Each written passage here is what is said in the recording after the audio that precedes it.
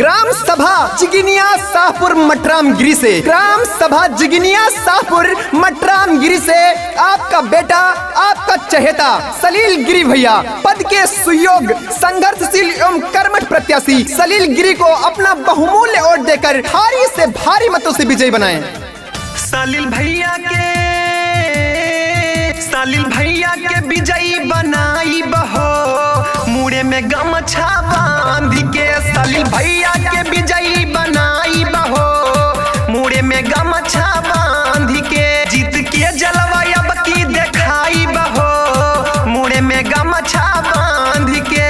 हमारे सलील गिरी भैया जी कहते हैं आप लोग के सपोर्ट से नैया पार हो जाए, खुशियों से सराबोर आपका प्यार हो जाए। जीतने के बाद सोच है हमारे सलील भैया का कि ग्राम सभा जिगिनिया गुजरात और हरिद्वार हो जाए। हे सबके जुबा पर हो इन्हीं के नमवा बा, भैया प्रधान बनी है यह कहनवा बा।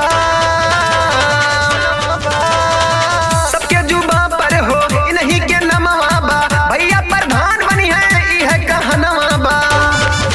मोहर पर मोहर, मोहर पर मोहर जम के लगाई बहो, मुड़े में गमछा बांध के। सलील भैया के विजयी बनाई बहो, मुड़े में गमछा बांध के। जीत के जलवा अब की दिखाई बहो, मुड़े में गमछा बांध के।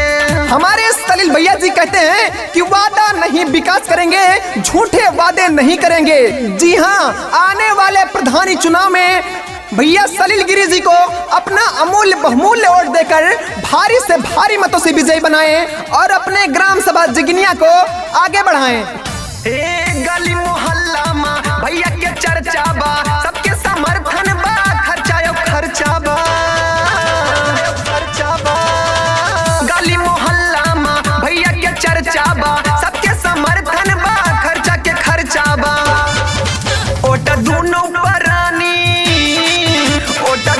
परानी डरे जाई बहो, मुड़े में गमछा बांध के। सलील भैया के विजयी बनाई बहो, मुड़े में गमछा बांध के। जीत के जलवा अब की दिखाई बहो, मुड़े में गमछा बांध के।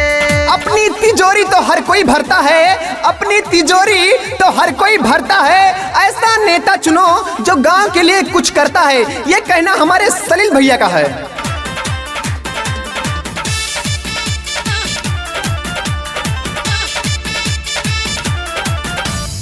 सलील भैया जी ऐसा नेता हैं, सबके करीबी हैं, सबके चाहिएता हैं। सलील भैया जी ऐसा नेता हैं, सबके करीबी हैं, सबके चाहिएता हैं। सुविधा